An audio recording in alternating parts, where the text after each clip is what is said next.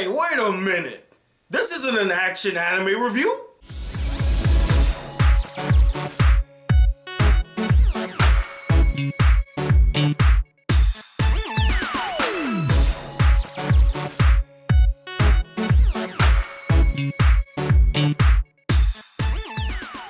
Hey guys, the Black Critic Guy here to give you a special collaborative video. And I know this is Action Month, so you probably would have expected me to review an action anime movie, but we decided to choose this one because it's the one that we voted on, and honestly, I couldn't have picked a better anime movie to review than Children Ame and Yuki. And along with me in this review is my good friend Star6Wars1. How you doing? Hey guys, I'm Star6Wars1.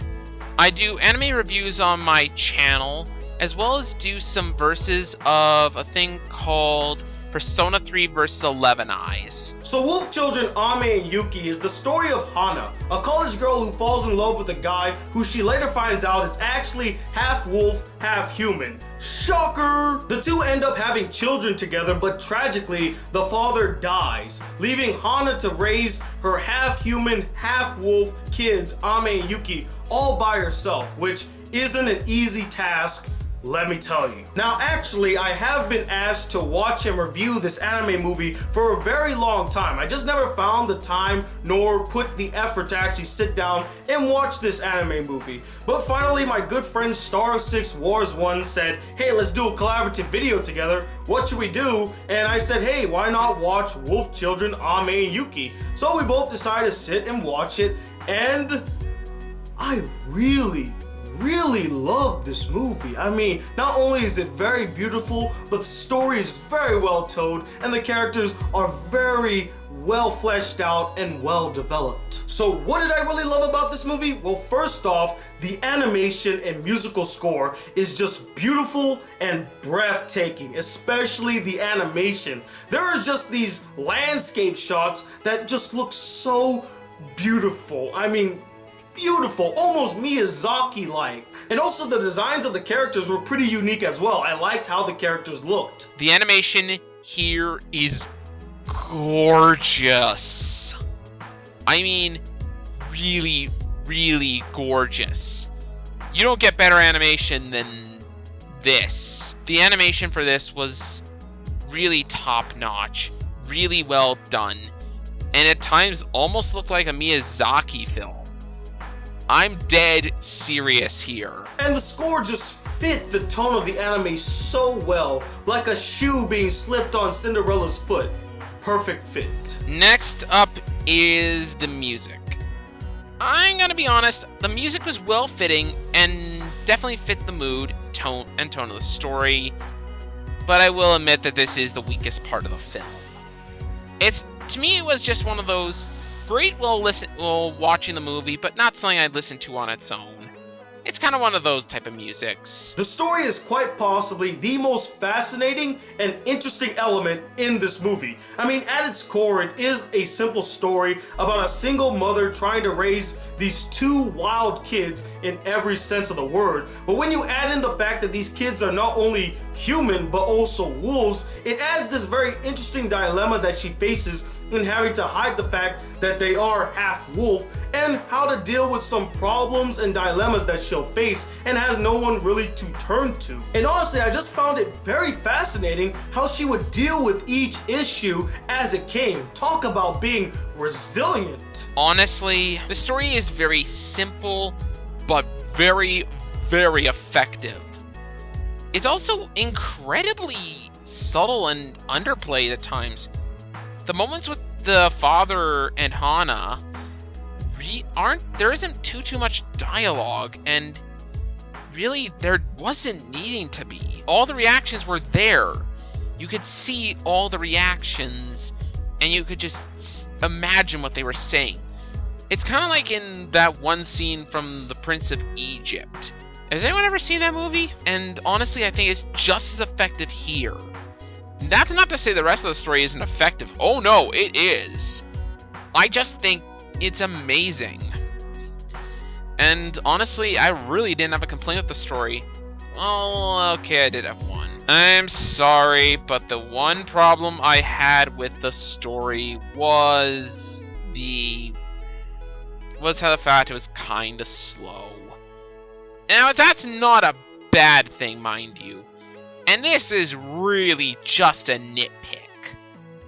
But it is kinda there, and something I do need to address. So, I thought it better to address it here rather than later. I thought that all the characters were pretty interesting and likable, and most of them were very well developed, especially Hana, the mother.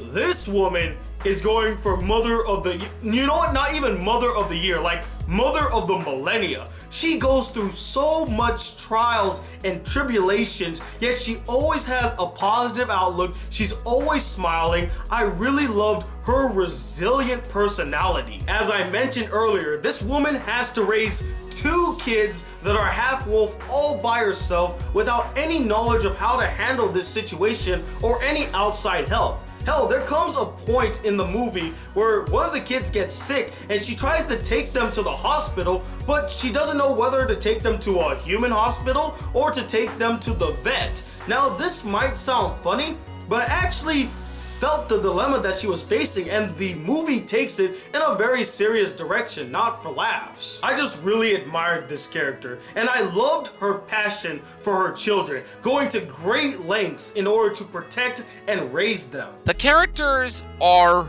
really good, especially Hana. This mother, just holy freaking crap, this mother. She is quite literally a badass in the fact that she does all this stuff and very rarely complains. Like, holy shit, this cannot be easy work. Yeah, she cries a few times in the movie, but still, holy freaking crap! The amounts and lengths she goes to are amazing. And I also liked her 2 kids, Ame and Yuki. They actually felt like genuine kids when they would throw tantrums or get angry or ask for something really badly, but they also had this whole animalistic personality to them. And they're both very different in personality and character growth. You got Yuki, who starts off as the wild, energetic, and outspoken one of the 2, who later starts to grow to become a normal girl who tries to have a normal life and tries to fit in. Well, on the flip side, you got Ame, who is pretty normal when he first starts off, very timid and shy, but later on grows up to become a young wolf, embracing his animalistic side. So basically, they both just switch places. Next up is the wolf children, Yuki and Ami. Yuki is just adorable. I'm sorry, she's adorable. The energy she has and just everything about her is just adorable. And not to that moe aspect either. It's kind of in the same way how people view children. That's how I see it, at least. Now, her brother Ame, on the other hand, has a little less screen time than she does. More than the father, but less than Yuki and Hana. But, to be honest, he's kind of like the father. He really didn't need it. You got what development you needed from him, and then he moved along. And that's fine by me. Overall, I think the rest of the characters too are kind of the same way. Got the development they needed to, and then moved along. So, kudos. And Hana's relationship with her 2 kids, goes without saying, is very strong and dynamic. In fact, all the relationships in this anime are pretty strong as well. You got Hana with the father. I did feel a connection between them. You got Hana and the villagers. I felt like they were all bonding and connecting, especially with the old guy that teaches her how to grow crops. You got Yuki bonding with some kids, and then later on when she grows up, she bonds with this boy named Sohei. And then you got Ame bonding with this fox that teaches him how to embrace his wild side and shows him all around the forest. All of the relationships are pretty unique and dynamic. And the last thing that I really liked about this movie was the voice acting. I thought it was solid across the board. Funimation knocked it out of the park yet again. Now, I only saw the English dub version of this movie, but I heard that the Japanese dub is solid as well, and I'll take everybody's word for it. But whenever Funimation makes a dub on an anime or anime movie I'm about to see, you bet your ass I'm gonna go see that version immediately. And I know what you're all thinking, oh, you're a Funimation fanboy. Whatever. I thought it was solid. And the girl who voices Hana, Colleen Klinkenbeard, I believe that's how you pronounce her name, she did a stellar job voicing Hana. I really felt the emotions of the character through her voice. She really fit the character very well. As for the English dub, I have a stand-up performance and a special mention I want to give. First up, the notable performance of this dub is Colleen Klinkenberg as Hana. Her voice for her made me just love this character. Holy freaking crap. Her performance was awesome here. And I do have to give special mention to Jerry Russell, who unfortunately passed away last year, and this was one of his last roles. And the film is at least the English version is made in memory of him. And you know what? That was a good play on Funimation. It makes me really respect them. I know people sometimes harp on Funimation dubs, but you know what? I think there are times Funimation really do care. Okay, yeah, they've done some pretty stupid stuff in the past, but you know what? This isn't one of them. That was actually really nice, guys. As for the rest of the dub, excellent. Go watch the dub. I recommend the dub over the sub on this one. Now, I don't specifically have any major problems with this anime, but just a few issues here and there. The biggest issue that I had with this movie was the father character. I really didn't care much about him. Even when he died, I was just like, oh, he died. Now the mom has to do all the work. Way to go, you dick. Honestly, I felt like he could have been in the movie a little longer so that when he died, we can feel the emotional impact. The father's not all that greatly developed, unfortunately. And yeah, I'm really sorry to say that. I like the father, don't get me wrong. I think he's a perfectly good character. My only issue with him really is the lack of screen time. But then again, that kind of helped to the story too, so again, it still works out in the end. Like, yeah, he doesn't get much development, but he didn't need to. The next issue I had was that some characters would come into the story, but then they would leave, and then we would never see them again, and no one would bring them up ever again. And you could say that their part of the story had been concluded and resolved, but it would have been nice to at least see them again or see what they're doing. There's this one character that helps out Hana to, grow these crops and stuff, and once he's done doing that, he's pretty much not really seen after that. He has one more appearance, and then that's it. I would have loved to see more of him. He is an interesting character. Wolf's Children is a damn near masterpiece. I'm dead serious.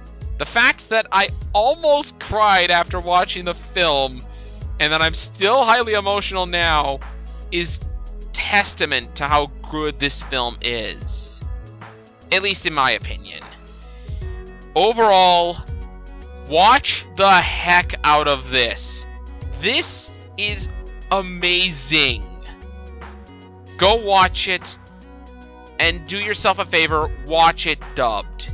Because really, it is that amazing. I give Wolf Children a very unique score of a 9.5 out of 10. But overall, guys, I just really adored this movie. It has beautiful and breathtaking animation, serene musical score, a very interesting and fascinating story, well-developed and fleshed out characters, and solid voice acting. And that's why I'm gonna give this anime movie a 4.5 out of 5 stars. It's definitely one hell of an anime film, and you all should definitely check it out. And thus concludes this epic collaborative review. And I would like to know what you guys thought about this anime movie. Did you really love it, or did you find it mundane and you really didn't care? And let me know, who is your favorite anime movie director? Comment below and let me know. And I want to thank Star6Wars1 for being a part of this collaborative review. Hopefully I get to see him more often. And please go check out his channel.